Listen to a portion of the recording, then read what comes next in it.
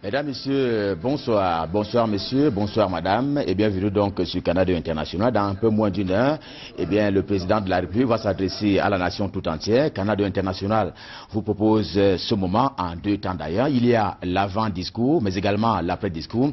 De toutes les façons, les deux plateaux seront animés par un certain nombre de personnalités de la société civile, mais également du monde politique camerounais qui ont été invités pour les besoins de la cause. Je m'en vais les présenter immédiatement. Question d'évaluer dans un moment seulement le discours qui a été prononcé par Paul Biya le 31 décembre 2016 pour le compte de l'année 2017. Gaston Komba est député RDPC à l'Assemblée nationale. Il est avec nous ce soir sur ce plateau. Bonsoir Gaston. Bonsoir Aslan et bonsoir à tous les Camerounais qui nous suivent sur l'ensemble du territoire national et à l'étranger. Et une fois de plus, c'est tous nos meilleurs voeux à nos compatriotes. J'accueille également votre collègue député, donc parlementaire, député cette fois-là UPC, Union des populations du Cameroun, dont il est d'ailleurs le secrétaire général, Robert Bapolipo. Bonsoir. Bonsoir. Je salue les téléspectateurs camerounais et plus particulièrement ceux des régions du nord-ouest et du sud-ouest. Il y a également un haut cadre de l'Union démocratique du Cameroun, l'UDC, qui est avec nous sur ce plateau. Kopita Damou, pour ne pas le nommer. Bonsoir. Bonsoir Pierre Essono, bonsoir à votre équipe technique, bonsoir à mes illustres copanélistes et surtout, bonne fin d'année à nos compatriotes qui nous regardent en ce moment. C'est un plaisir de vous accueillir également, tout comme c'est le cas avec Crispo Meli Nyingzeko. Il est avec nous sur ce plateau, c'est la grande première. Ancien administrateur civil, en tout cas administrateur civil servi, et donc enseignant à un moment donné de son histoire, de sa carrière à l'École nationale d'administration et de magistrature ENAM. Aujourd'hui opérateur économique. Monsieur Meli, bonsoir et bienvenue sur ce plateau. C'est une grande première pour vous. Alors, je vais commencer par vous. Il y a 12 mois, le chef de l'État camerounais a prononcé un discours. On aura éventuellement l'occasion d'écouter quelques-uns des extraits qui ont été sélectionnés pour les besoins de la cause. Je vous rappelle également que certains hommes politiques qui ont été rencontrés à Douala par Katiken vont également intervenir sur ce plateau parce que leurs avis ont été recueillis. Alors, pour vous, 12 mois après ce discours du 31 décembre 2016, vous avez l'impression que quand Paul Biya parlait de frémissement à la fois politique et social, vous avez l'impression qu'il y a quelque chose qui a changé? Avec un regard froid, je ne vois pas ce qui a particulièrement changé depuis un an, depuis les 12 mois. Nous attendons encore que les choses puissent bouger, qu'on bouge les lignes dans ce pays. Ouais. Une copie de l'avis, c'est également votre premier avis. Oui, disons que le président nous a habitués à des discours qui d'une année à l'autre se suivent et ne se ressemblent pas puisqu'on ne fait pas l'évaluation de ce qui est promis l'année précédente. En ce qui concerne le cas particulier de l'année que nous apprêtons à boucler, je pense que les grandes annonces sont restées lettres mortes. Si nous prenons simplement le cas de la crise anglophone qui a été dans le discours présidentiel assez minimisé, je disais que ce n'était pas d'envergure à remettre en quelque chose en cause notre ligne directive. Aujourd'hui, on voit qu'on est allé de mal en pire. On est allé de mal en pire.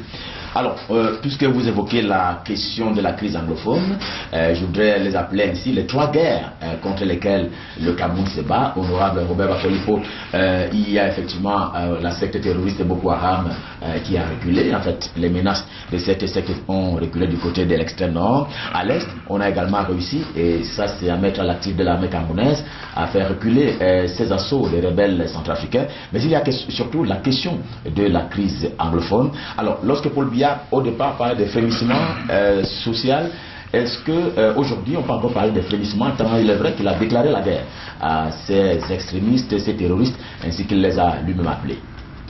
Je crois qu'il faut être de bonne foi pour constater que la multiplicité des fronts nous interpelle. Pourquoi nous allons d'un conflit à un autre? Ça veut dire que quelque part il y a une volonté de déstabilisation du Cameroun. Qu'on puisse résister pendant 12 mois, parce que je pèse bien le mot, aujourd'hui l'heure est la résistance, parce que nous sommes presque attaqués de partout, mais grâce à la maturité de notre peuple, grâce à l'efficacité de nos forces de sécurité et de défense, nous parvenons à maîtriser la situation. Il faut donc reconnaître ici que gérer un pays, ce n'est pas facile. Le chef de l'État, en 12 mois, a pu maîtriser le bateau Cameroun. Bien sûr qu'il y a des aspérités sur lesquelles nous allons revenir tout à l'heure, mais il faut se l'avouer, c'était pas facile dès le départ. S'il faut seulement se référer ici aux enjeux économiques et au contexte dans lequel ce discours avait été prononcé, il faut vraiment relever que nous avons rien que tenir le cap économique. Les efforts ont été faits par le gouvernement, les efforts ont été faits par le chef de l'État, mais il y a des aspérités qui nécessitent d'être relevées pour qu'avec assurance nous puissions vraiment aborder l'année 2018. Et il faut être sincère avec le peuple camerounais. Que ce soit la classe politique camerounaise, que ce soit la société civile, que ce soit les leaders d'opinion, il y a eu un acte majeur, c'est que dans tous les états-majors, on a engagé ce qu'on peut appeler l'élection présidentielle anticipée. Et donc c'est ce qui est au fond de tout ce que nous vivons en ce moment. Qu'est-ce qui explique cette évolution dans la désignation des sécessionnistes? Paul Biya, au départ, en 2016, parlait des manifestants instrumentalisés, manipulés. Aujourd'hui, on en est à parler des terroristes. Cela est évident, Ghislain Pierre Sono. Au début, à l'entame de votre propos, vous avez parlé de frémissement politique et social, ce qui était lié à un certain nombre de revendications liées à la revendication politique, liée à la forme de l'État, à la gouvernance publique, et à un certain nombre de revendications corporatistes. Mais très vite, ce qui était un élément d'instabilité intérieure est devenu véritablement un conflit asymétrique avec des attaques d'un certain nombre de personnes, des attaques contre les forces de défense et de sécurité, des attaques contre les bâtiments publics, des incursions armées. Et aujourd'hui, donc, il est tout à fait normal que le président de la République ne parle plus de revendications politiques. Et lui-même disait d'ailleurs qu'il est tout à fait légitime que chacun s'exprime. On est en démocratie, mais là aujourd'hui, on ne peut plus parler d'expression démocratique. C'est pour ça qu'on est passé d'un frémissement politique à une guerre déclarée, à des actes de terrorisme. Vous croyez que chaque jour au quotidien, vous lisez les attaques qui sont faites à partir des pays voisins contre nos forces de défense, contre les populations.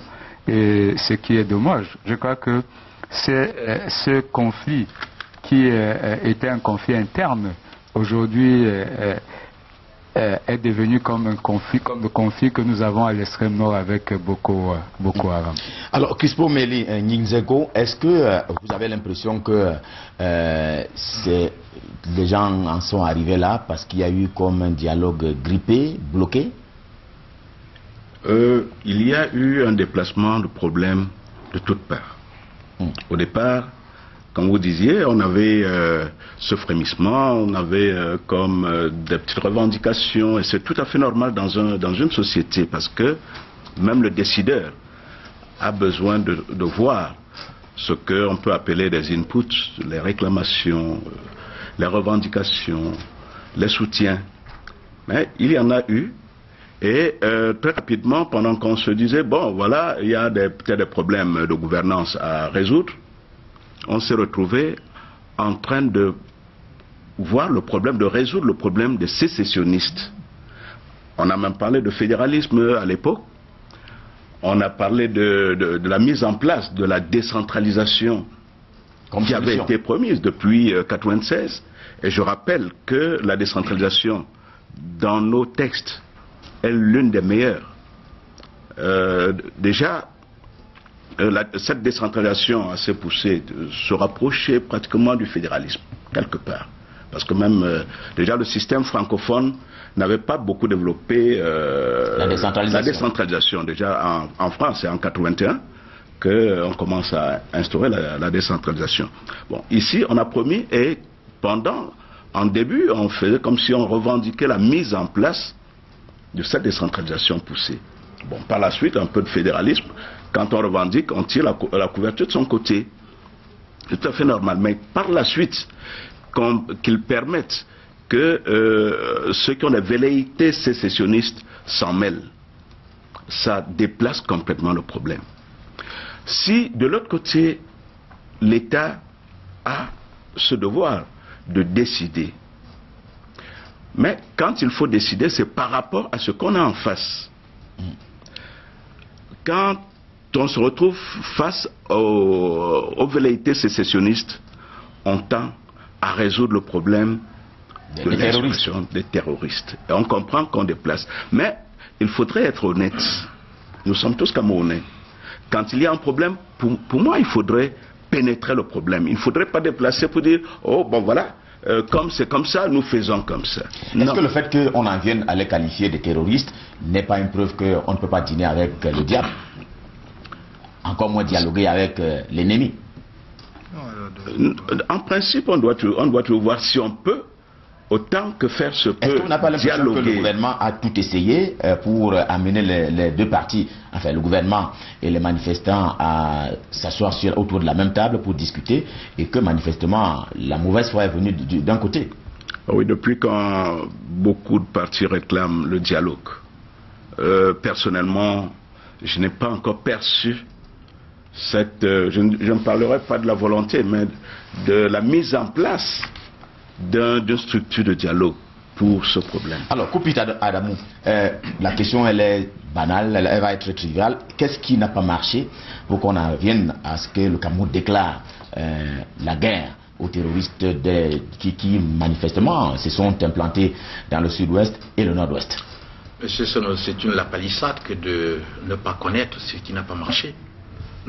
Pour peu qu'on observe objectivement et avec toute l'attention et l'impartialité l'évolution de la situation, on se rend compte que ce qui n'a pas marché, c'est l'approche gouvernementale. Ce qui n'a pas marché, ce qui a manqué le plus, c'est la réelle volonté du gouvernement de prendre le problème, d'attaquer le taureau par le corne.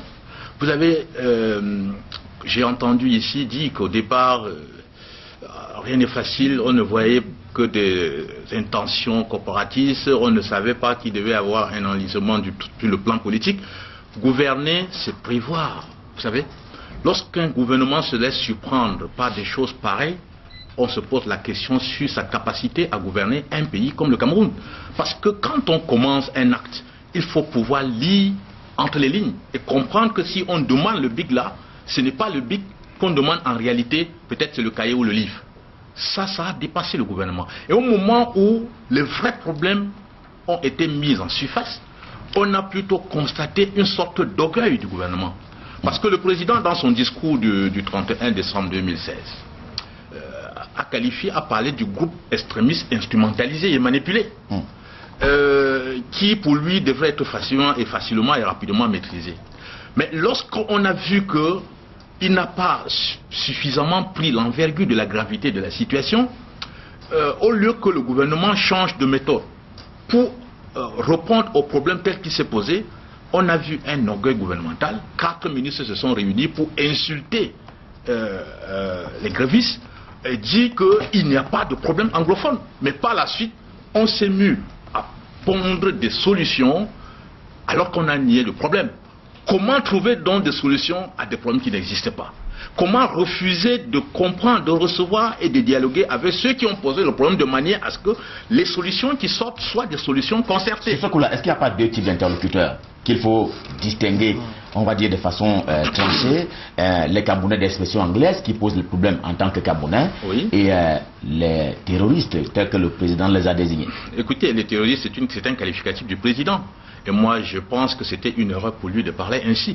Parce que, vous savez, le problème du sécessionnisme au Cameroun, dans les deux régions anglophones, ne date pas de 2016. Oui, mais sauf que les autres ne prenaient pas les armes. Non, écoutez, je vous rassure, honorable, que il faut... Écoutez, le problème de prendre les armes peut être analysé. Moi, j'aime analyser causes et non les conséquences. Non, il faut analyser les causes et non les conséquences. Il faut faire très attention lorsqu'on parle du Cameroun. Hein. Le Cameroun nous appartient à nous tous. Et personne n'a le monopole du patriotisme ou l'élément fondamental. La raison quand il s'agit de parler du Cameroun. L'élément fondamental, c'est que le chef de l'État a voulu prendre le peuple camerounais à témoin. Oui. Et il y a eu une confusion qui s'est installée dans la gestion du problème anglophone. Oui. Il y a eu un piège majeur et le SCNC ne joue pas un bon rôle pour la population anglophone. Parce que c'est le SCNC qui a implanté le drapeau sur le territoire camerounais. Et à ce niveau, n'importe quel leader, n'importe quel responsable de l'État est dans le devoir de rétablir l'ordre républicain. Très bien. Vous avez chuté un coup d'état d'amour avant la réaction de Gaston Komba. Alors, j'étais en train de dire que analyser chronologiquement l'évolution de la situation en termes de dégradation pour voir que c'est le gouvernement qui a mis la poudre au feu. C'est ça qu'il faut comprendre. Parce que les gens ont commencé par demander à être reçus par des ministres concernés par leurs problèmes. Ces ministres ont refusé de les recevoir. Ils ont donc voulu prendre l'opinion publique à témoin en déclarant des manifestations. On les a reprimés de la manière la plus sauvage du monde. Et puis maintenant, vous vouliez quoi? En vous comportant ainsi, vous avez déroulé le boulevard au SCNC de pouvoir recruter. Parce que vous donniez l'occasion de dire à leurs compatriotes que la seule solution, c'est de nous replier et de revendiquer notre propre identité. Parce que vous qui croyez que ces gens pouvaient continuer à vous regarder, comment ils vous traitent. Donc c'est ça, les maladresses criardes du gouvernement a contribué à aggraver dangereusement la situation. Mais quand, aux manifestations pacifiques, on envoie le gouvernement dans le cadre des opérations de maintien de l'ordre et qui est mort d'homme par balle, alors il ne faut pas penser que les autres devaient rester bras croisés. Allez, honorable Gaston Komba, venons-en aux libertés politiques, parce que manifestement, il y a eu des revendications, on va dire, citoyennes au début de cette crise dite anglophone. Alors, le chef de l'État, le 31 décembre 2016, il disait que les libertés politiques sont effectives au Cameroun. Alors, pourquoi est-ce qu'on n'a pas eu le temps d'écouter et de dialoguer avec ces revendications? Non, Gislain, vous ne pouvez pas le dire. Il faut distinguer deux temps au cours de cette crise. Il y a eu le temps des revendications politiques et sociales, avec une liberté de manifestation, de revendication. Bon, c'est vrai que mon cher ami dit il y a eu de la répression. Il y a eu un certain nombre d'abus, j'en conviens avec lui. Mais il faut dire quand même que il y a eu la possibilité pour les uns et les autres de manifester et puis de faire part de leurs revendications. Peut-être que les approches au début n'étaient pas les bonnes au regard de la fébrilité qui caractérisait l'environnement en ce moment, mais il faut aussi dire que quand une crise arrive, on n'a pas immédiatement les solutions à cette crise. Et ça peut expliquer un certain nombre de... Est-ce qu'à ce moment-là, on ne peut pas dire que l'État a failli? Mais il faut dire pourquoi l'État n'a pas été préventif? Il faut dire que par la suite, quand on a pris conscience, quand l'État a pris conscience d'un certain nombre de revendications et de leur légitimité, il y a eu des réponses adéquates qui ont été données à ces problèmes. Mais par la suite, le conflit, et c'est pour ça que je ne partage pas son avis, je ne suis même pas sûr que ce soit le CNC qui posait des actes terroristes, parce que je crois que le CNC avait son point de vue déjà sur la forme de l'État, et à date, à échéance bien répétée, il manifestait cette volonté de revenir au fédéralisme, mais aujourd'hui on voit des gens qui ont carrément une armée avec des bases, puisque nous tous on a suivi que nos forces de défense ont rasé des bases arrière de ces terroristes. On ne peut pas parler en ce moment de revendications politiques. Ça veut dire que le conflit armé était déjà projeté longtemps à l'avance. Et je peux vous dire que ce qui explique qu'il y a eu cette difficulté à aboutir de manière globale sur tous les aspects du dialogue, c'est qu'un certain nombre d'acteurs avaient des positions tranchées et un agenda caché. Et ça se voit aujourd'hui parce que vous ne pouvez pas me dire que en l'espace d'un an où le conflit a duré, que c'est en ce moment-là qu'on a pu installer des bases, c'est en ce moment-là qu'on a pu former. Mais la question c'est comment est-ce que cela a prospéré sans que les autorités compétentes ne soient au courant? Ah, ça, je ne peux pas le dire, je ne fais pas partie des forces de sécurité, mais ce que je peux simplement vous dire, pour chuter, c'est que de la position où chacun d'entre nous est, il ne peut avoir qu'une appréciation différente du problème. Et le chef de l'État, de sa position, il est en tant que président de la République, garant de la souveraineté nationale, garant de l'intégrité territoriale, et avec toutes les informations qu'il a, que nous ici nous n'avons pas, il a une appréciation qui est fondamentalement différente de notre parce qu'il a la bonne information, l'ensemble des informations. Mais sauf qu'il n'a pas pu conformer une armée. Honorable Bapolipote, est-ce que on peut se dire que sur ce coup-là, si on en est arrivé à cette situation, à l'aggravation de la situation, c'est le fait qu'on peut quand même questionner la légitimité des autorités à la fois politiques et même de défense? Non, ce n'est pas une question de manque de crédibilité au niveau de la légitimité même des hommes politiques ou des forces de défense. Bien au contraire, ils avaient la mesure de la situation. Bon, le 26 novembre 2016, j'étais à Bamenda, au cœur même des manifestations. Vous êtes d'ailleurs un témoin vivant de cela. Vous êtes allé sur le terrain. J'ai vécu les manifestations où j'ai même eu le courage de prendre la parole à Commercial Avenue. J'étais dans les négociations entre les leaders et le représentant chef de l'État, qui est le gouverneur de la région.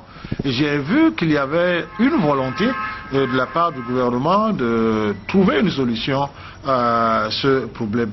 Et il faut savoir qu'il y a un problème de crise de confiance majeure. C'est-à-dire que j'ai la ferme conviction que le gouvernement, le chef de l'État ayant toutes les informations au sujet de la situation, sachant très bien que de part et d'autre, il n'y a pas franc jeu, il y a donc une option, amener le peuple camerounais à découvrir la réalité et découvrir le vrai visage de ce qui se passait par là, et maintenant, en tant que chef de l'État, prendre ses responsabilités pour rétablir l'ordre républicain. L'erreur qu'on peut avoir ici, c'est de ne pas distinguer les revendications légitimes de la communauté anglophone de ce mouvement. Il ne faut pas faire cette confusion. Sur la qualité des interlocuteurs, est-ce qu'il n'y a pas également je crois qu'il n'y a même pas, il y a même pas confusion au niveau des interlocuteurs.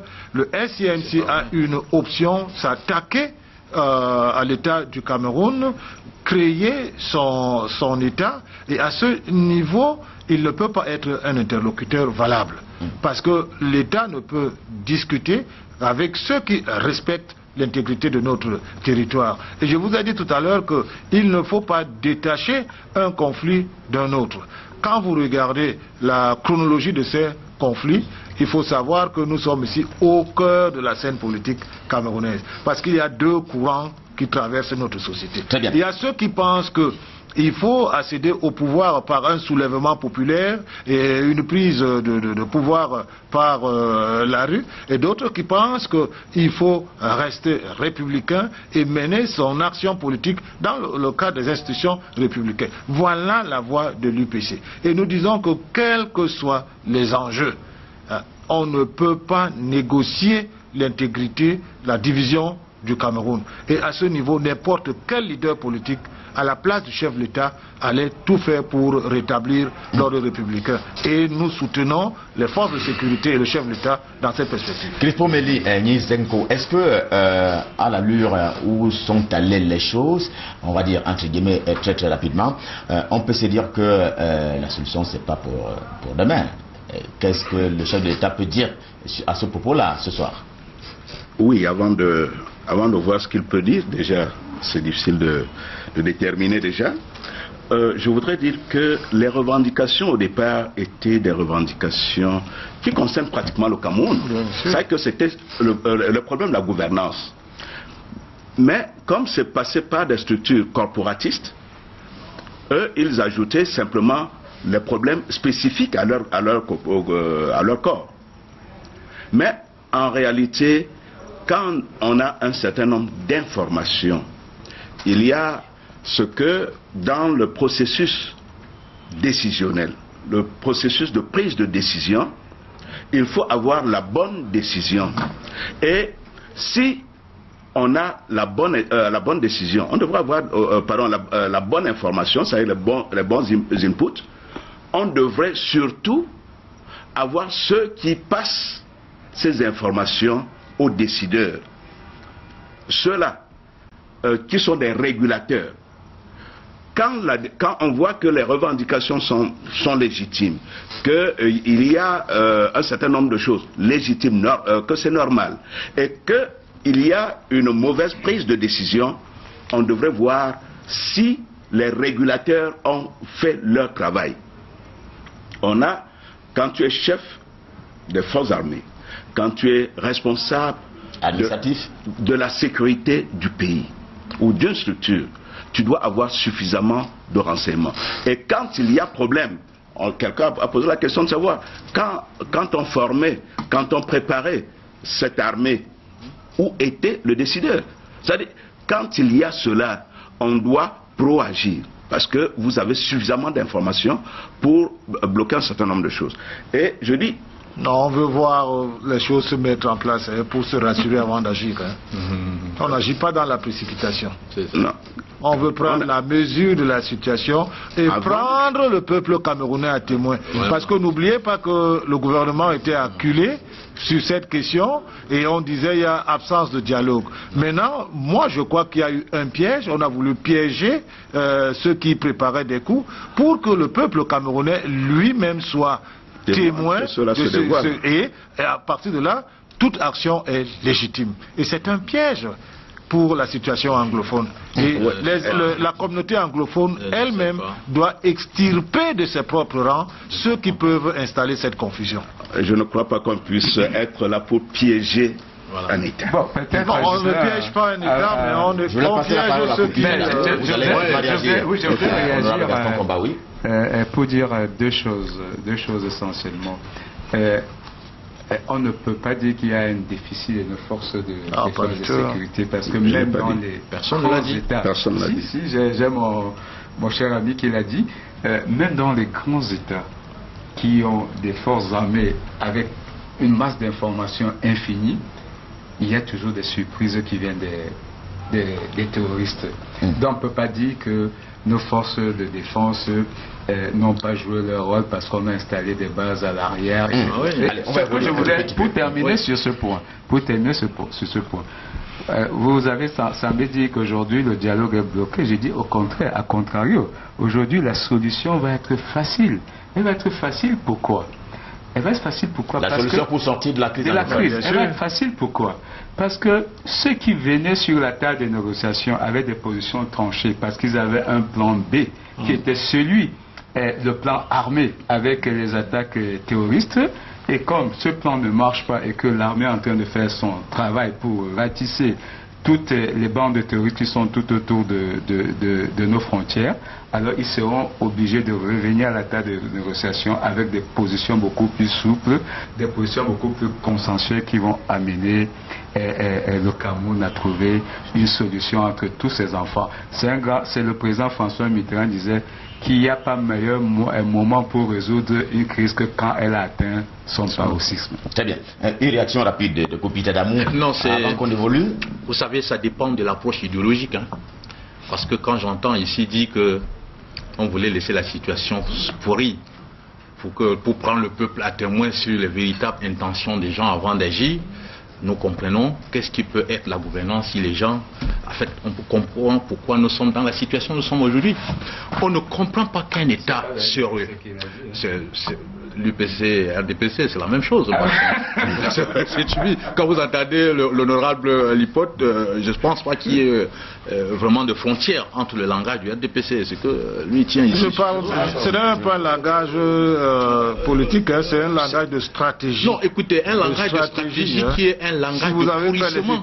Il faut qu'on dise les choses telles qu'elles sont. Vous allez découvrir qu'ils ont été piégés dans leur propre approche. Non, je pense que c'est le gouvernement qui est pris dans son propre piège. Non, pas du tout. C'est le gouvernement qui est pris dans son propre piège parce que... Puisque les actes du gouvernement sont légitimés maintenant. Légitimé par quoi? Mais le peuple comprend maintenant la nécessité pour le gouvernement d'agir. Quel est l'indicateur qui vous permet de dire que le peuple comprend? Puisque bien avant non, moi je pense que tout est concentré maintenant dans la guerre. Quand on parle... On va évoluer sur ce point-là. Il faut que je le dise. Allez-y. Quand vous militez, il faut connaître la stratégie. Je suis cadre d'un parti républicain, l'Union démocratique du Cameroun. Et je pense que quand on agit en républicain, on doit se rendre compte d'abord que dans une république, la république au sens étymologique du terme, la république qui est la chose de tout le monde, la chose publique, on doit pouvoir agir en préservant la vie humaine. On ne doit pas laisser des situations pourries au point de porter atteinte à des vies humaines pour montrer au peuple que des gens avaient des engins, il fallait les prendre à témoin. C'est une gouvernance suicidaire. Ben, notre pays a été attaqué. Parce que le pays est attaqué par qui? Quand vous parlez de SNC, le SNC n'est pas né en 2016. Le SNC n'a pas exprimé l'intention de passer à la sécession en 2016. Je vous rappelle, honorable, si vous ne l'avez pas. Non, en 2003. J'ai la ferme conviction pour votre président, pour qui j'ai beaucoup de respect, ne peut jamais tenir ce non, mais écoutez, c'est que je dis... Parce que là, nous sommes au cœur de la stratégie. On est au cœur de la stratégie, mais une stratégie ne vaut que si elle arrive à préserver la vie, même contre les ennemis, quand on attaque le bonheur et la vertu au peuple. Mais tant que ce n'est pas cela, c'est que votre stratégie est... Je voudrais qu'on avance, honorable. Non, nous sommes à moins de du discours du chef de l'État. C'est depuis qu'on demande de dialoguer. Qui a tiré sur les forces de sécurité? Allez, je voudrais vous qui a assassiné les forces de l'ordre? Avant le discours, parce que nous sommes à moins de 30 minutes du moment M. Mais l'État, ce n'est pas les forces de sécurité. On va prononcer son discours tout à l'heure, Koupita Lamou. Alors, je voudrais repasser la parole à Crispo Méli Nyingzeko. Il y a un élément qui a été dévoilé tout à l'heure par l'honorable Gaston Komba, à savoir qu'au Cameroun en 2017, eh bien, il y a eu comme les autres crises à caractère social qui se sont tues. Est-ce que vous êtes également de cet avis pour parler social cette fois-là? Oui, tout à l'heure on parlait d'environ 3 fronts. Avec les trois guerres, le sud et le nord-ouest, ainsi que la région de l'est, oui. Ouais. C'est le cas de féliciter nos forces armées à ce niveau. Parce que tout à l'heure, il y a eu peut-être un malentendu. Je ne crois pas que quelqu'un ait dit et accusé nos forces. À ce niveau, moi je crois que nos forces méritent un certain nombre de félicitations pour le travail abattu. Et ça, ils n'auront fait que leur devoir. Pour qu'on retrouve la paix. Bon, le problème pour nous, c'est de voir comment résoudre socialement nos propres problèmes. Quel est ce qui vous a semblé comme étant des grands manquements sur le front social par rapport à ce que le chef de l'État a tenu comme discours? Et cela a d'ailleurs été appuyé le 10 février, comme traditionnellement, par rapport à ces discours adressés à la jeunesse. Oui, la jeunesse, c'est ce côté... comprend peut-être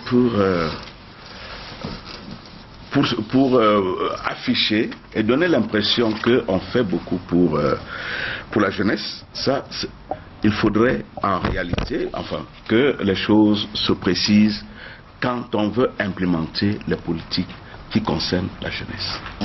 Il y a eu un certain nombre de politiques arrêtées et vous allez aller dans la rue, vous allez comprendre toujours les plaintes de ces jeunes. Même à partir peut-être des projets qui sont suivis par le ministère en charge de la jeunesse. Gaston Komba, vous êtes à l'Assemblée nationale, responsable de ce réseau Espérance Jeunesse. Vous avez mené une enquête au cours de l'année 2017 qui tendait à montrer que les jeunes s'orientaient de plus en plus à un certain nombre de fléaux. Ils n'ont pas écouté le chef de l'État l'année passée? Ce que je veux dire, c'est que la jeunesse a certainement ses torts. Mais notre obligation en tant qu'aîné, en tant que responsable politique et gouvernement, c'est que malgré le fait que la jeunesse a 7 ans, c'est que nous devons véritablement offrir davantage d'opportunités à notre jeunesse, davantage d'espérance. Et ça, c'est important. Je me réjouis quand même que le réseau parlementaire Espérance Jeunesse amène à faire bouger un certain nombre des lignes. Je l'ai vu aujourd'hui, je le vois avec le manuel des livres scolaires, où les recommandations de notre débat avec le gouvernement ont porté. Je le vois avec l'introduction à l'enseignement de la culture d'entreprise dans les établissements. Je le vois à travers l'enseignement de l'agriculture et de l'élevage dans les programmes scolaires. Mais il y a tellement de chantiers à faire pour notre jeunesse qu'on ne doit pas se contenter véritablement de gérer en ce qui concerne les questions de jeunesse et le quotidien. Il y a deux défis majeurs aujourd'hui pour notre pays. Une réelle professionnalisation des enseignements au niveau du secondaire et au niveau universitaire. J'ai dit bien une réelle professionnalisation. Est-ce qu'on peut se dire que sur ce coup-là, le gouvernement n'a pas suivi la parole présidentielle? Je peux vous dire, à mon avis, en tant que élu et observateur de la scène politique, je pense que on est encore véritablement au démarrage, je peux dire, au bride de la professionnalisation des enseignements dans notre pays. Parce que, vous savez, pour véritablement aller vers la professionnalisation, il faut qu'il y ait une volonté forte avec un certain nombre de moyens qui accompagnent. Je vous prends un petit exemple. Prenons le secteur de l'enseignement secondaire. Quand on parle de professionnalisation, ça veut dire qu'on glisse vers l'enseignement technique. Si vous prenez le département du Foundi, vous avez à peu près une centaine d'établissements d'enseignement secondaire, parmi lesquels vous avez que 11 établissements d'enseignement technique. Alors, Ghislain, comment vous voulez arriver à la professionnalisation? Aujourd'hui, vous voyez, au niveau universitaire, on a un certain nombre de masters qu'on fait, mais quand vous regardez au fond, ils sont plus théoriques que pratiques. Et quand on va dans la professionnalisation, il faut éviter la massification. Parce que vous formez des gens à un coût très élevé et en plus, vous générez chez eux la frustration parce que j'ai fait mon master, j'ai payé 500 000, 1 million, 1 million 500. Et à la fin, je me retrouve, il doit y avoir une dynamique prospective dans la formulation des masters. Que le chef d'État de telle manière que chaque année, on doit avoir sur le marché différents types de masters professionnels qui épousent l'environnement économique et social de notre pays. Est-ce que c'est ça qu'on peut désigner avec naturellement l'assentiment du chef de l'État lui-même qui l'a dit, qu'il y a comme une incohérence dans l'activité et dans l'action gouvernementale? Non, je ne parlerai pas d'incohérence, je parlerai plutôt de la volonté d'impulser véritablement des changements assez forts. J'ai dit, Ghislain, si vous voulez par exemple dire aujourd'hui, on doit aller à la professionnalisation. Rendez l'enseignement technique gratuit et faites payer l'enseignement secondaire général. Ça c'est une volonté politique. C'est un acte qui pose une volonté politique. Transformer des lycées d'enseignement secondaire général en lycées techniques en construisant simplement des internats. Donc vous avez plein de chantiers qui peuvent montrer véritablement on n'ira jamais à la professionnalisation en construisant chaque année un lycée technique professionnel. Dans 50 ans, Ghislain, on y sera encore. Donc, véritablement, c'est un chantier qu'il faut ouvrir véritablement au niveau de l'enseignement secondaire. Puisque vous parlez d'école, quelqu'un nous a fait dire, honorable Robert Bapolipote, que le fait que de plus en plus on rende l'école à la base, de façon à appliquer l'équilibre régional, cela va contribuer plutôt à renforcer le sentiment, le repli identitaire. Vous savez que la science s'accommode mal de ces termes, équilibre régional. Il n'y a pas d'équilibre régional lorsqu'on parle de l'intelligence. Il n'y a pas d'équilibre à ce niveau-là. Donc, on a vu les populations revendiquer la constitution. Oui, mais c'est pas qu'on rentre parfois dans un populisme qui ne nous permet pas de gagner quelque chose au niveau de la qualité. La faute à vous, les hommes politiques. Nous n'avons pas les moyens pour avoir tant d'établissements partout sur tout l'étendue du territoire. Parce que quand vous avez les lycées techniques, sans toutefois qu'il y ait des équipements dignes de ce nom, à quoi servent ces lycées? On a apporté une solution face à la demande d'une élite, mais en réalité, ce n'est qu'un instrument qui n'aura pas de la conséquence consistance pour donner un résultat escompté. Et le chômage des jeunes est une véritable menace pour l'avenir de ce pays. Et à côté de ce chômage, il y a une autre grande menace qui pèse sur notre pays. Le niveau de pauvreté qu'on a dans ce pays ne nous permet pas d'envisager l'avenir avec beaucoup plus de sérénité. Il faut avoir le courage de faire ce que certains États ont eu à faire à un certain moment de leur vie, les États généraux de la nation. Et domaine par domaine, il faut faire les États généraux pour pouvoir... Non, il y a eu ces États il y a longtemps. Oui, il faut une volonté politique avec des idées idoines pour faire bouger le pays. Et là, ce n'est pas dans le cadre d'un parti politique. Il faut percer l'abcès pour faire respirer le corps social. Si nous ne le faisons pas, vous allez voir que toutes les structures qui recrutent là, que ce soit Boko Haram, que ce soit SNC, tout ce que nous avons comme craquement au niveau de la société, plonge ses racines dans la pauvreté et le chômage des jeunes. Hier, je regardais encore une vidéo dans les réseaux sociaux où un jeune anglophone qui a reçu la balle lors d'une manifestation disait qu'il est prêt à repartir au front parce que les anglophones, les jeunes anglophones présentent les concours, ils ne sont pas retenus, n'ont pas l'emploi, alors que tous les jeunes francophones ont l'emploi. Vous voyez un peu. Donc, ce qui n'est pas vrai. Donc, on est là dans une manipulation qui trouve un terrain fertile parce qu'on ne parvient pas à trouver des solutions aux problèmes du chômage des jeunes. Je vous avoue que nous qui sommes députés, nous recevons parfois des CV, des jeunes qui à 23 ans, 24 ans ont déjà fait tout le grand parcours intellectuel. Par exemple, on a instauré le LMD, ne sachant pas que l'intelligence des jeunes va faire que 2 ans, 3 ans après, on aura des diplômés dans le domaine et où est-ce qu'on va les placer. C'est une bombe à retardement. C'est une bombe, elle n'est plus à retardement, elle est là. D'accord. Kopita Adamou. Vous savez que le taux d'insertion au niveau de l'enseignement supérieur, il est de 5%. 5% taux d'insertion au niveau de l'enseignement supérieur. Dixit Gaston Combat, député RDPC, hein, il faut le préciser, c'est tout à fait important de le rappeler. 5% tôt d'insertion. Et que donc, alors là, je voudrais il nous reste moins de 15 minutes avant le discours du chef de l'État. Je voudrais que chacun dise en un mot ou deux ce qu'il attend de ce discours. Que va-t-il dire? Vous dites il va insister sur la question de la crise anglophone, ou alors il y a d'autres choses qui peuvent se dire par surprise. La crise anglophone, la dernière fois, on n'a pas eu un grand développement. On peut aussi faire allusion à ça aujourd'hui sans grand développement, sans permettre une analyse possible. Mais je me dis, les Camerounais attendent beaucoup de choses de ce discours.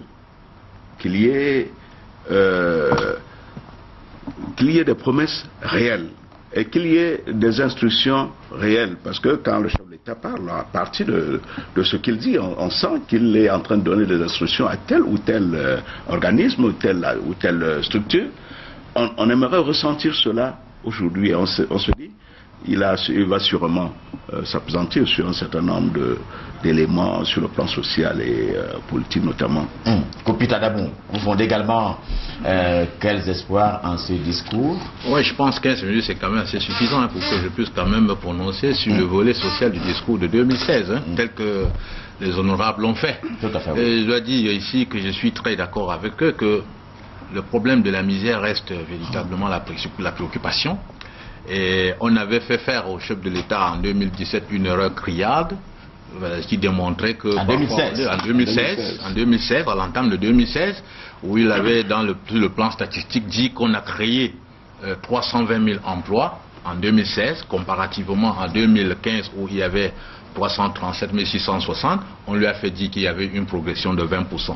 Et pourtant, quand vous faites 320 000 et 337 000, vous voyez que on a plutôt régressé entre 2015 et 2016. Mais on lui a fait quand même dire dans le discours qu'il y a 20%. Ce qui démontre que ces ministres lui donnent des chiffres fantaisistes des pures fabrications qui n'ont rien à voir avec les réalités. Et comme le mensonge n'ont pas de longues jambes, on se fait rattraper en faisant des erreurs de ce genre dans les discours présidentiels.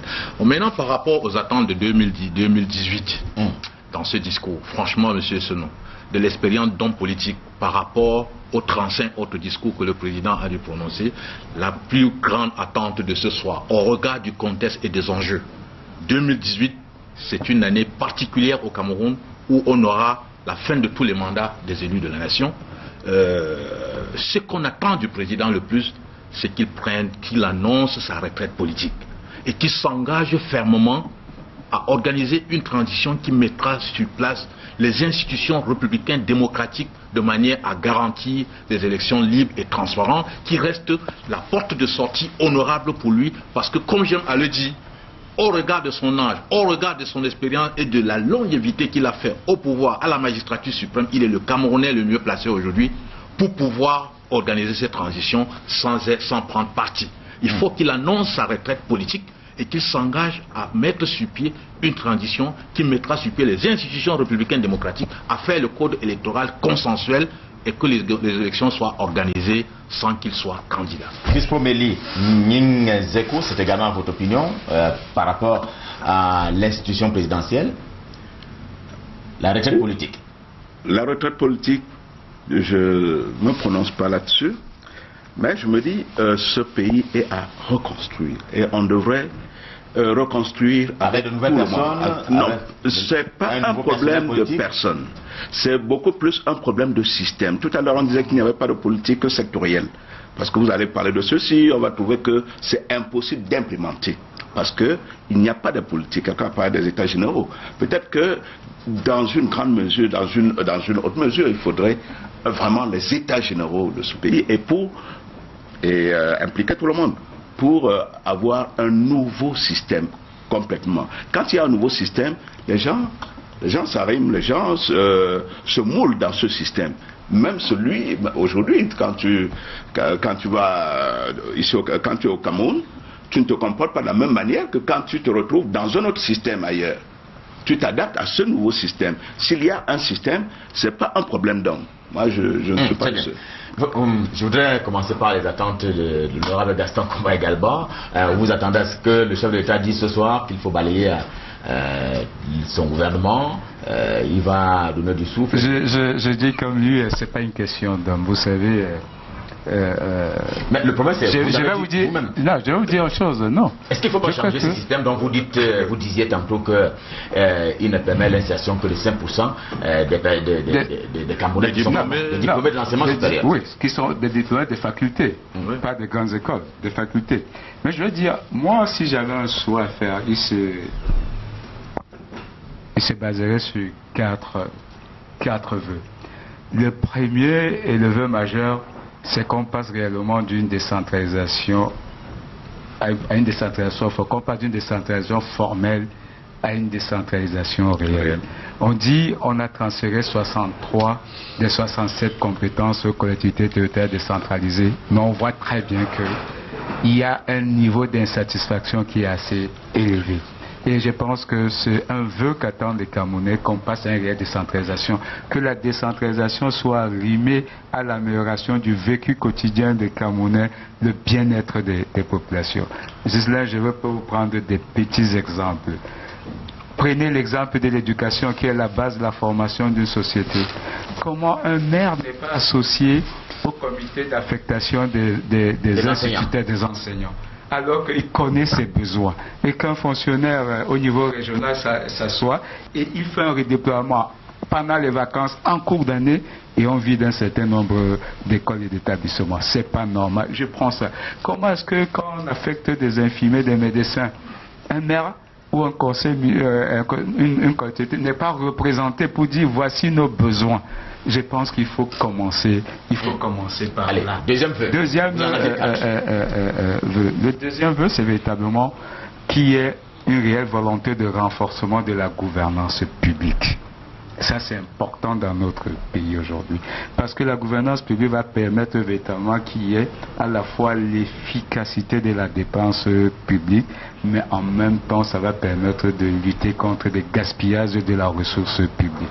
Le troisième vœu, c'est véritablement un vœu, c'est qu'on ait une véritable révolution agro-pastorale dans notre pays. Ghislain Sono ne peut pas comprendre qu'on dise que le Cameroun est un pays autosuffisant alimentaire. C'est devenu un slogan. Et que nous importons pour près de 220 milliards de denrées alimentaires, riz, poissons et autres. Chaque année. 250 milliards qui nous auraient permis de bitumer des routes, de désenclaver tous les bassins de production. Il faut qu'on ait une autre politique agro-pastorale dans notre pays avec une volonté, avec un chronogramme dans les 3-4 prochaines années véritablement à résoudre la question de notre déficit agro-pastoral. Le quatrième et dernier vœu, c'est qu'on ait des politiques de jeunesse véritablement beaucoup plus ambitieuses, beaucoup plus innovantes, qui poussent les jeunes vers l'entrepreneuriat, vers plus l'auto-emploi, la création des richesses. C'est le chef de l'État qui disait aux jeunes, il faut oser, créer, innover. Mais on ne peut pas oser, créer, innover si on reste dans une position de chercheur d'emploi au lieu d'être celui-là qui véritablement veut mettre son génie à apporter sa contribution au chantier de construction nationale. Voilà, si j'avais des vœux à faire, c'est cela que je fais. Ça permettra véritablement d'atteindre l'émergence souhaitée par le président. La question, la dernière, c'est est-ce que, au vu de tout ce que vous dites là, Paul Biya est toujours l'homme de la situation, est-ce que ces ministres qu'il désire lui-même sont toujours les hommes de la situation? Je voudrais dire, Ghislain, que jusque-là, nous avons eu à vivre dans un environnement de paix, sachant que c'était une gratification. Gratification qui nous venait de la volonté des Camerounais à vivre dans la paix. Mais aujourd'hui, nous devons savoir que la paix est une construction. Et que cette construction émane de la justice et de l'équité. Ayant pris la mesure de la situation, le vœu que je peux vraiment émettre ici, c'est de voir le chef de l'État amener les Camerounais à s'asseoir, à dialoguer, à décider de l'avenir de leur pays. Très bien. Parce que si nous n'allons pas dans cette perspective, j'ai peur que les autres ne puissent nous raser la barbe. Très bien. Et justement, vous parlez du chef de l'État.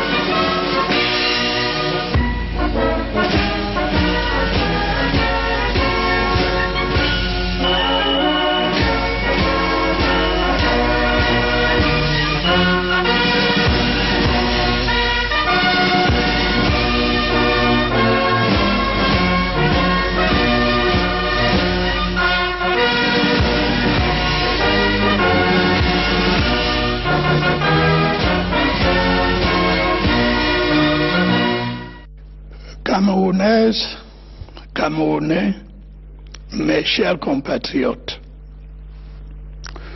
au cours de l'année qui s'achève, le Cameroun a, dans un contexte difficile, confirmé aux yeux du monde la solidité de ses institutions, la résilience de son économie et son attachement à l'unité nationale.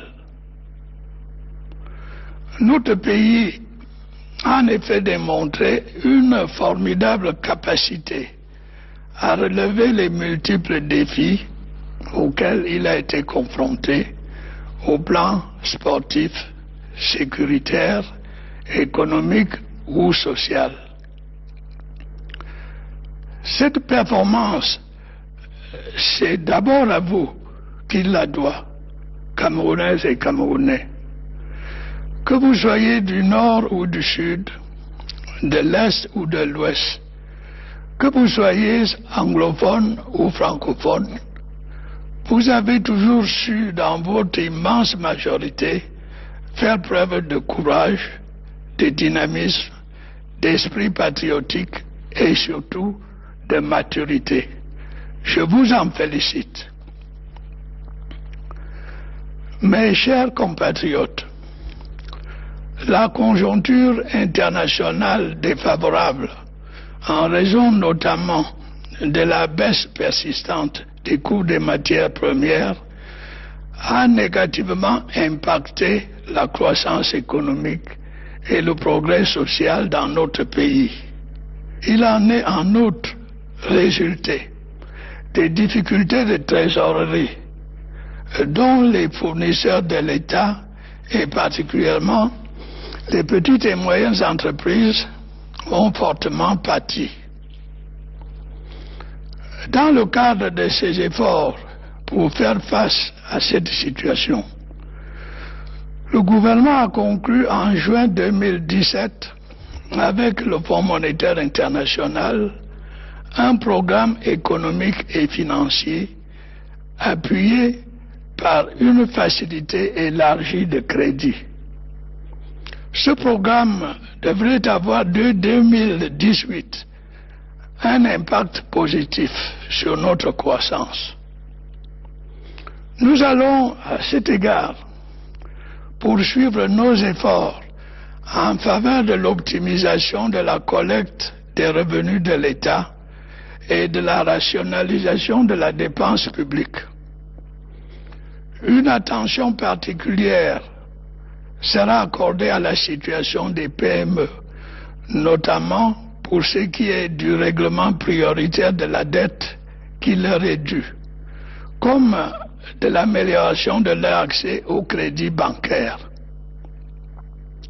Nous allons également poursuivre résolument l'exécution de nos grands travaux, avec un accent particulier sur les infrastructures routières, les services de proximité à la population, s'agissant notamment de la fourniture en eau, en électricité et en soins de santé, bénéficieront d'une attention spéciale.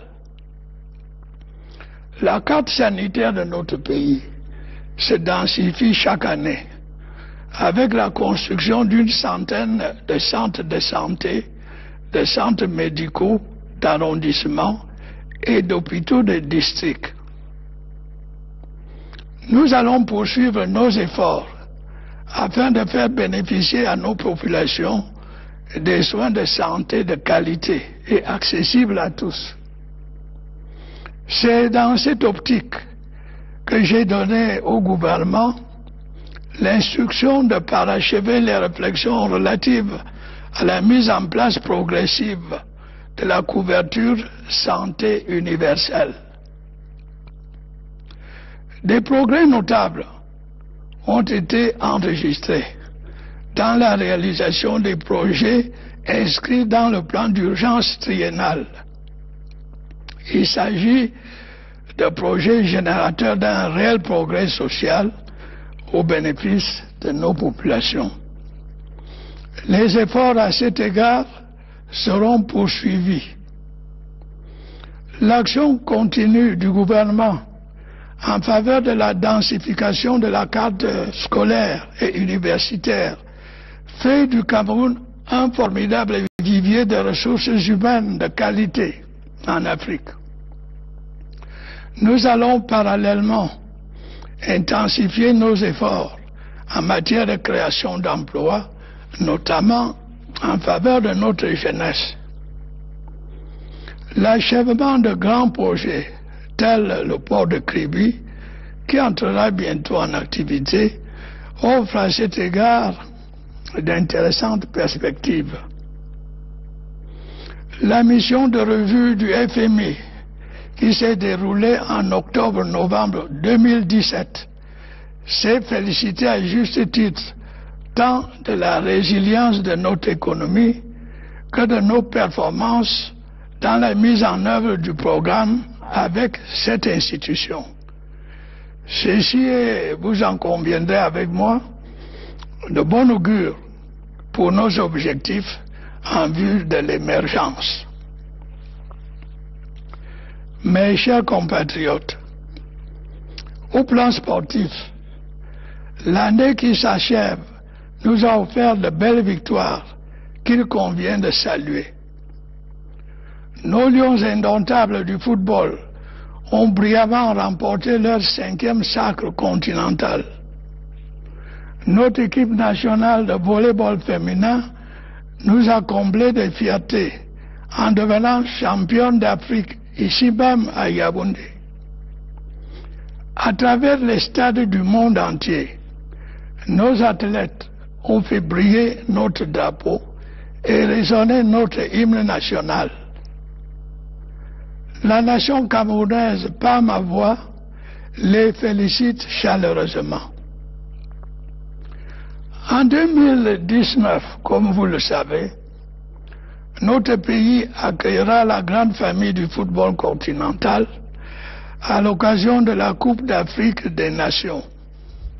Ce sera l'occasion, au-delà de l'aspect purement sportif, de faire profiter à nos hôtes de la chaleur de l'hospitalité camerounaise. Je n'ai nul doute que comme nos sportifs, nos populations sauront se montrer à la hauteur de l'événement et présenter le meilleur visage du Cameroun. Notre pays sera prêt pour cette grande fête de l'amitié. J'en ai pris l'engagement. Mes chers compatriotes, au nombre des défis que le Cameroun a eu à relever au cours de l'année 2017, le défi sécuritaire n'était pas le moindre. La secte terroriste Boko Haram a en effet poursuivi ses attaques contre notre pays. Grâce à la vaillance de nos soldats et au courage de nos populations, nous avons infligé de cuisantes défaites à ce groupe criminel et réduit à néant ses rêves expansionnistes. Bien évidemment, la vigilance reste de mise. Nous allons poursuivre avec détermination, de concert avec nos voisins et nos partenaires internationaux, nos efforts en vue de l'éradication totale de ce groupe terroriste. Nous avons également enregistré des succès notables dans le cadre de la lutte contre le phénomène des prises d'otages à notre frontière orientale. Nous allons intensifier nos efforts à cet égard et continuer à traquer sans relâche les groupes criminels impliqués.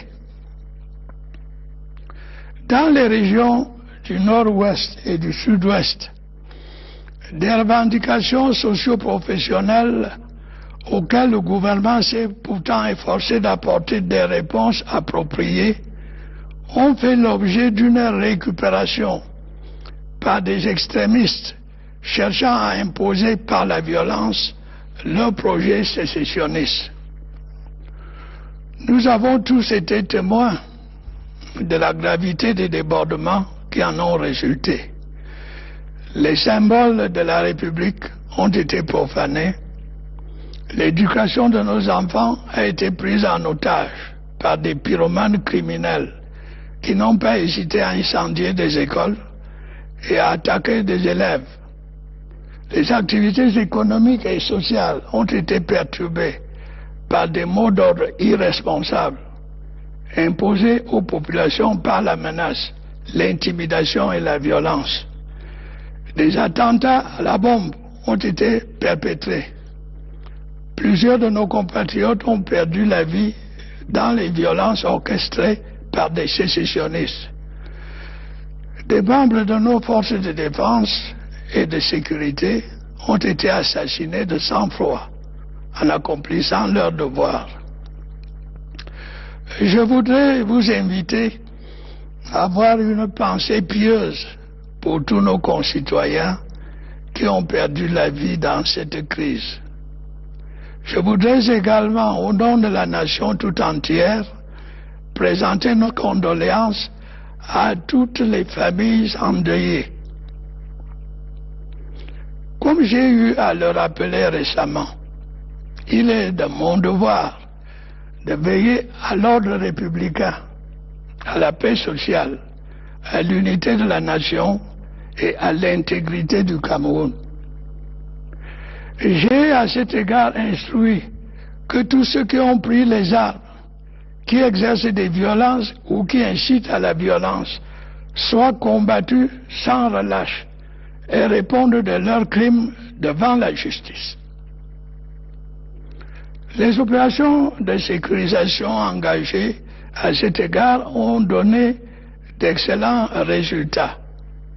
Elles vont se poursuivre sans faiblesse, mais sans excès. Je félicite les forces de défense et de sécurité pour la bravoure, la détermination, la retenue et le professionnalisme dont elles ont fait montre jusqu'alors. Je sais que le souhait de tous les Camerounais de bonne volonté est que les tensions cessent dans les régions du nord-ouest et du sud-ouest et que la situation revienne à la normale.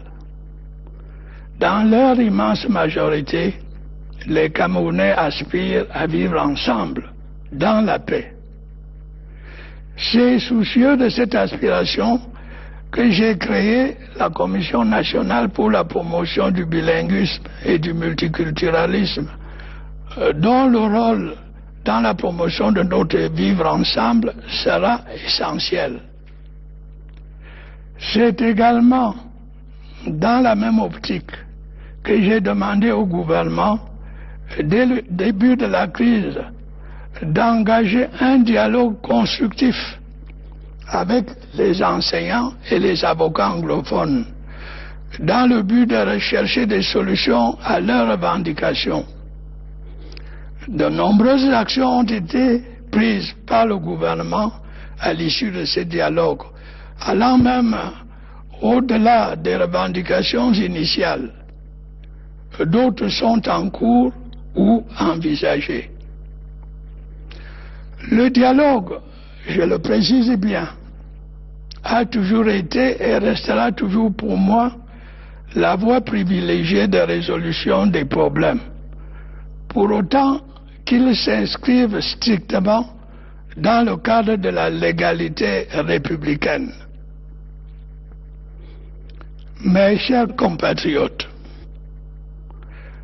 les consultations que j'ai menées, mais aussi les multiples avis et suggestions que j'ai recueillis, m'ont conforté dans l'idée que nos concitoyens souhaitent participer davantage à la gestion de leurs affaires, notamment au niveau local. Je crois fermement à cet égard que l'accélération de notre processus de décentralisation va permettre de renforcer le développement de nos régions. J'ai, dans cette optique, prescrit la mise en œuvre des mesures nécessaires pour concrétiser rapidement cette réforme majeure.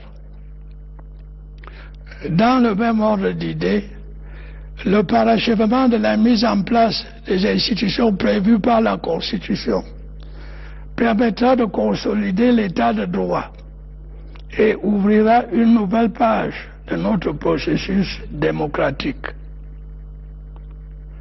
2018 sera une importante année électorale. Toutes les dispositions nécessaires seront prises afin que les opérations électorales se déroulent dans le calme et la sécurité. Mes chers compatriotes, comme vous pouvez le constater, de nombreux défis interpellent notre nation. Nous devons les relever ensemble, dans la fraternité, dans le respect des institutions et dans l'esprit de concorde nationale. Dans cette optique, le Cameroun est pour chacun d'entre nous un précieux héritage. Sachons rester dignes de l'héritage reçu. Ce Cameroun uni qui va debout, fier et jaloux de sa liberté.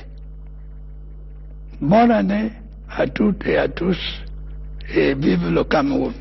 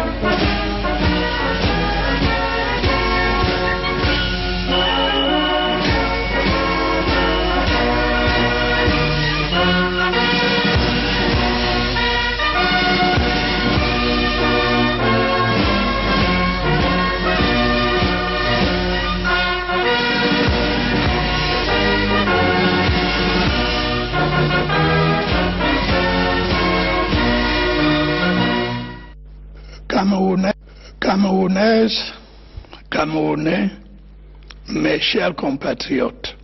Fellow Cameroonians, my dear compatriots, during the year just ending, Cameroon confirmed to the world, within a difficult context, the soundness of its institutions, the resilience of its economy, and its attachment to national unity. Indeed, our country demonstrated a remarkable capacity to meet the numerous challenges it faced in the sporting, security, economic, and social domains. Credit for such accomplishments goes first and foremost to you, the Cameroonian people. An overwhelming majority of you, whether from the north or south, east or west, whether Anglophone or Francophone, have always demonstrated courage, dynamism, patriotism, and above all, maturity. Congratulations to you. My dear compatriots, the adverse global economic situation, due notably to falling commodity prices, has negatively impacted economic growth and social progress in our country. It has also caused cash flow problems which have severely affected government contractors, particularly small and medium-sized enterprises.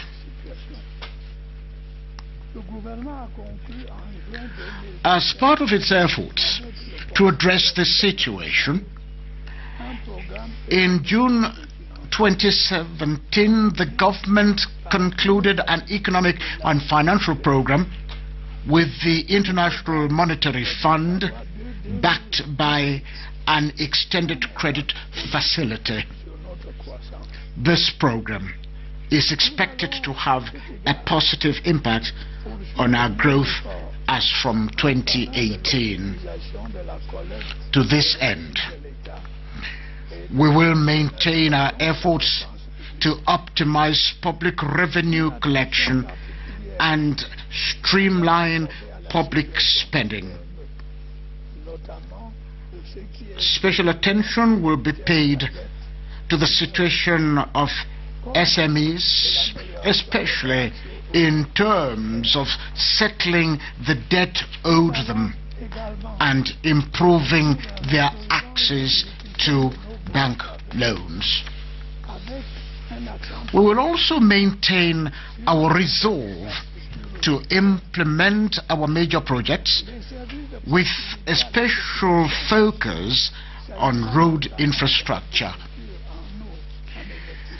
Community outreach services, notably water, electricity, and health care, will be given special attention. Our country's health map is getting denser each year with the construction of about 100 health centers, subdivisional medical centers, and district hospitals. We will continue our efforts to provide quality and universal health care to our population. In this regard, I have instructed the government to finalize discussions on ways to progressively establish a universal health coverage system. Remarkable progress has been achieved in implementing the projects included in the 3-year emergency plan. These are projects which foster true social progress within our communities. Such efforts will be continued. The government's sustained action to increase the number of schools and universities make Cameroon a major pool of quality human resources in Africa. Similarly, we will step up our efforts to create jobs, particularly for our youth. In this regard, the completion of major projects such as the port of Kribi, which will soon go operational, opens up bright prospects. The IMF review mission fielded from October to November 2017 rightly hailed the resilience of our economy and our performance in implementing the program concluded with this institution. This, you will agree with me, augurs well for our goal of achieving emergence. My dear compatriots, in the sports domain, the year which is drawing to a close brought us great victories which should be hailed. Our football indomitable Lions brilliantly lifted their 5th continental trophy. Our national women's volleyball team did us proud by emerging as the African champion right here in Yaoundé. On various stadiums worldwide, our flag was raised high and our national anthem resounded thanks to our sportsmen and sportswomen. The Cameroonian nation through me extends its hearty congratulations to them. As you are aware, in 2019, our country will host the large continental football family on the occasion of the Africa Cup of Nations. Beyond the purely sporting aspect, this will avail us an opportunity to offer our guests with Cameroon's hospitality. I have no doubt that, like our athletes, our population will rise to the occasion and showcase Cameroon at its best. Our country will be ready for this grand celebration of friendship. I have made a commitment to that end. My dear compatriots, the issue of security was not the least of the challenges Cameroon had to address in 2017. The Boko Haram terrorist sect continued its attacks against our country. Thanks to the bravery of our soldiers and the courage of our population, we inflicted heavy losses on this criminal group and annihilated its expansionist dreams. Definitely, vigilance remains the watchword. In collaboration with our neighbors and international partners, we will sustain our efforts to totally eradicate this terrorist group.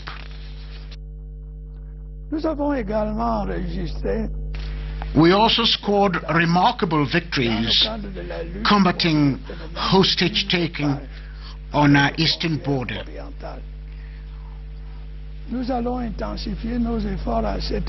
will step up efforts in that regard and relentlessly track down the criminal groups involved.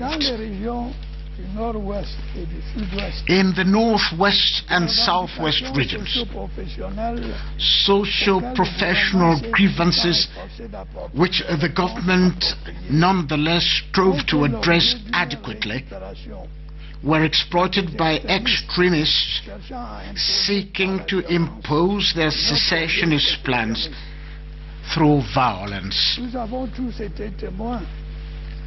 We all witnessed the seriousness of the spillover. The symbols of the Republic were desecrated. Our children's education was compromised by criminal arsonists who did not hesitate to burn down schools and attack students. Economic and social activities were disrupted by irresponsible strike calls imposed on the population through threats, intimidation, and violence. Bomb attacks were carried out. Many of our compatriots lost their lives in violence perpetrated by secessionists. Members of our defense and security forces were assassinated in cold blood in the line of duty. I would like to invite you to spare a thought for all our fellow citizens who lost their lives in this crisis. On behalf of the entire nation, I would also like to extend our heartfelt condolences to all the bereaved families. As I reminded you recently, it is my duty to ensure republican order, social peace, and the unity of the nation and Cameroon's integrity.